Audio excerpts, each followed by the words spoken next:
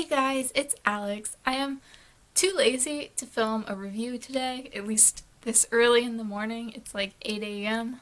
and this video has to be up by 1, so you're seeing this the same day it was filmed, which is quite rare for me. I just didn't feel up to filming a review right now. I probably will this afternoon, but it wasn't going to be up in time.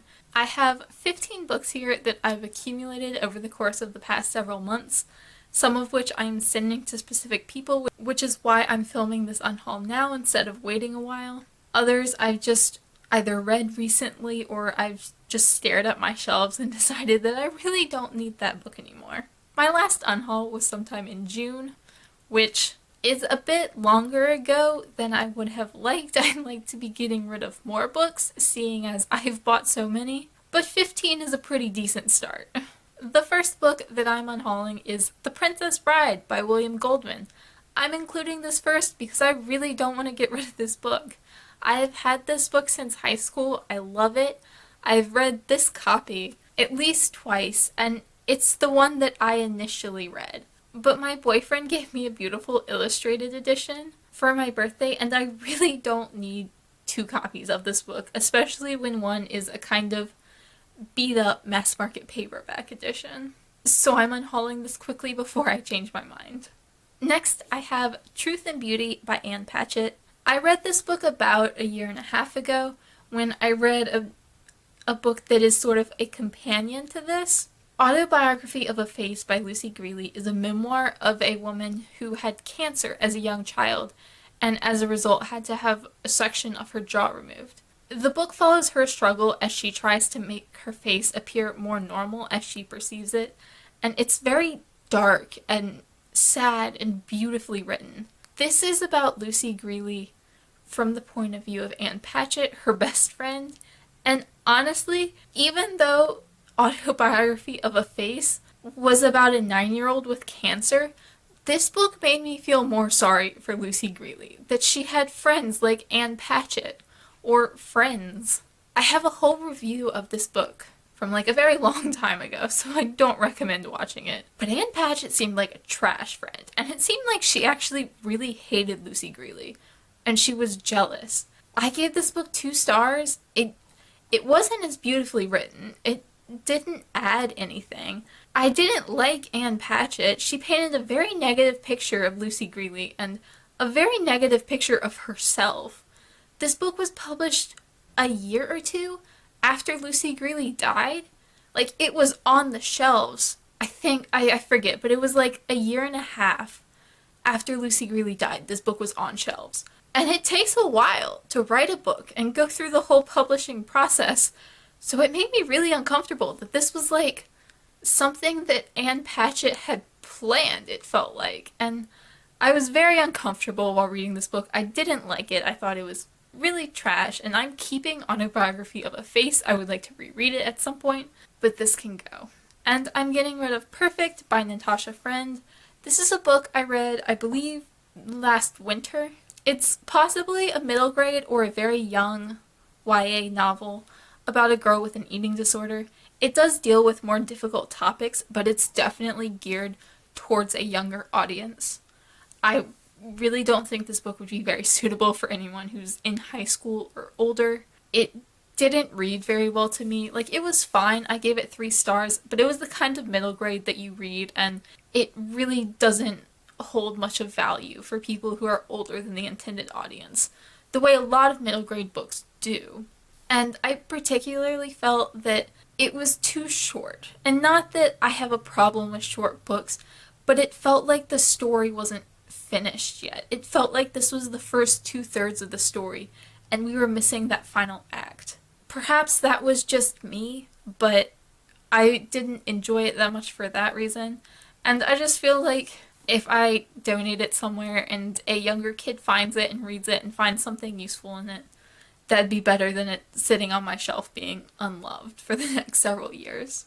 I just hauled this book recently, but I'm getting rid of Jane Eyre by Charlotte Bronte. Not because I don't plan on reading this, but I found a copy that's not quite so short and fat at a Goodwill for $1, so I decided I would get that instead. It's still quite thick, being as it is Jane Eyre, but it's not, This one is about as thick as it is tall, and I really don't want to read just a brick because this is brick size. At least the one I have is more book size. These next three books all have specific homes in mind. The first is The Tale of Emily Windsnap by Liz Kessler. I haven't been saying the authors on most of these, I don't remember. I'm very tired. Macy at The Brightside Girl, that's her YouTube channel and I believe her Instagram as well, mentioned recently in one of her videos that she was having a hard time tracking down hardback copies of these books because it's a series. And I had the first one, and I was like, I'm not going to read it again. It's a middle grade mermaid novel. I remember reading it back, I think, in middle school, and enjoying it well enough, but it wasn't something that left a huge impact on me.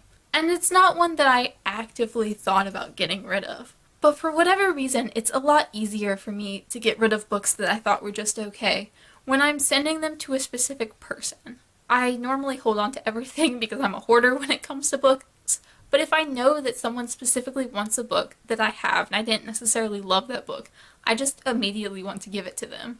And it's a good way to get rid of a book that I don't really need on my shelf, and I think she'll really love having it because I know she loved these books a lot. These next two books are going to my best friend, and they are Milk and Honey by Ruby Kaur and The Princess Saves Herself in this one by Amanda Lovelace.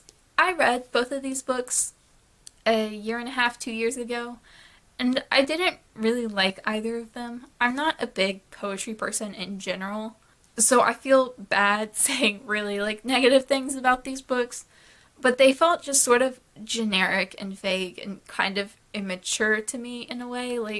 I don't mean that in a cruel way. I didn't get anything out of them. And my best friend is big on Instagram, and these are very Instagrammable books, so she'll get a lot more use out of them than I will. I'll probably talk more about why I didn't like these in a popular books I don't like video, and I will be keeping these until then, but I'm hoping to film that video sometime this month, so she can have these books and take pretty pictures with them.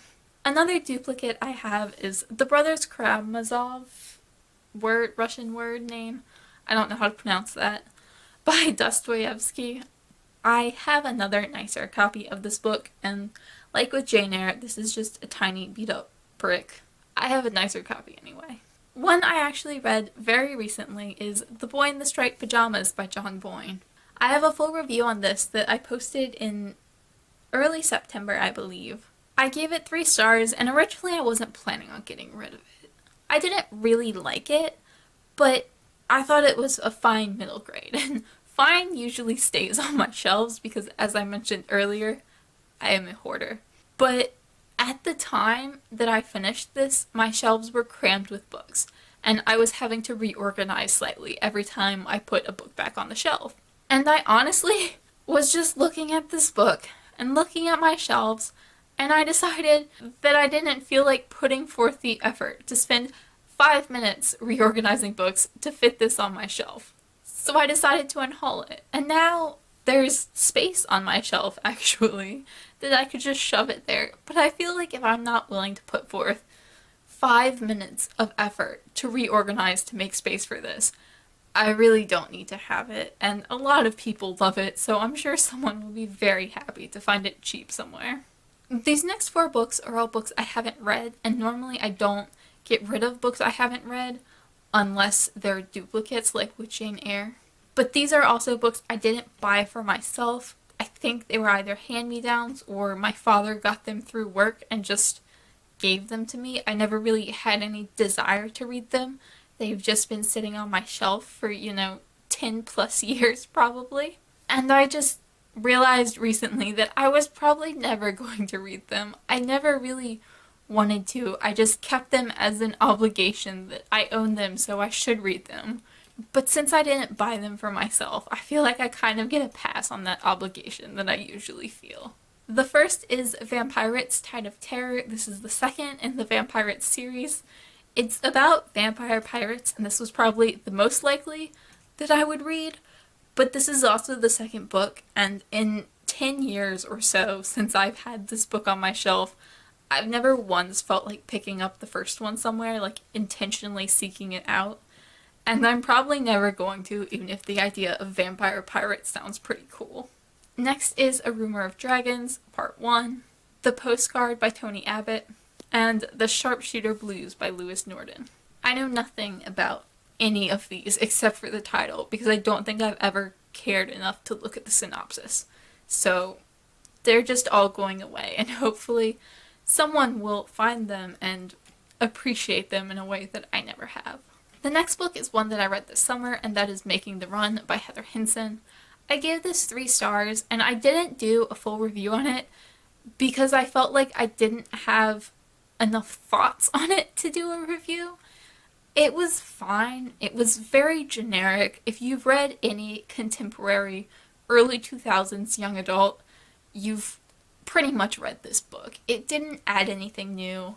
I really don't remember much about it. The fact that I can talk about it at all is kind of astounding to me. I don't think it was bad. It just felt like a book that I'd read before. Maybe a teenager who hasn't read a lot of early 2000s YA would probably enjoy it more than I did. I don't think there was anything really wrong with it. It just was pretty bland.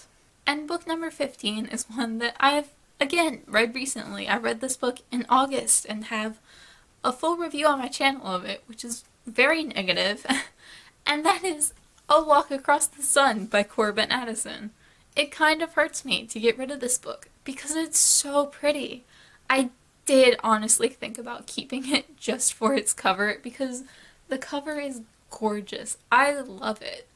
But it's not worth it. I didn't like this book. It was full of white savior trope and a lot of cringe. And just in general, I didn't enjoy it at all. I've heard good things about some of his other books, but honestly, I'm probably not going to seek them out because of how little I enjoyed this one. I think just in general, this isn't the book for me. I don't really see it being the book for anyone, but plenty of people seem to have loved it. So hopefully one of them will find it and they'll find a nice cheap copy and be very appreciative of this gorgeous book.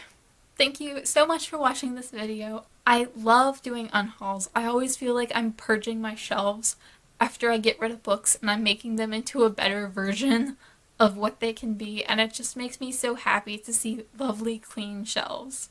Let me know down below what books you guys have gotten rid of recently and what your thoughts on unhauling are. I know some people don't like unhauling, but I just can't keep literally everything. Although if I had the space, I honestly would keep everything no matter how much I disliked it. I just love to have a collection of all the books.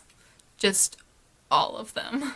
Hopefully next week I will have a review scheduled and posted, and maybe if you're very lucky I will film a video today and post a review tomorrow, but I wouldn't hold your breath on that one because I'm feeling very lazy today. Bye guys!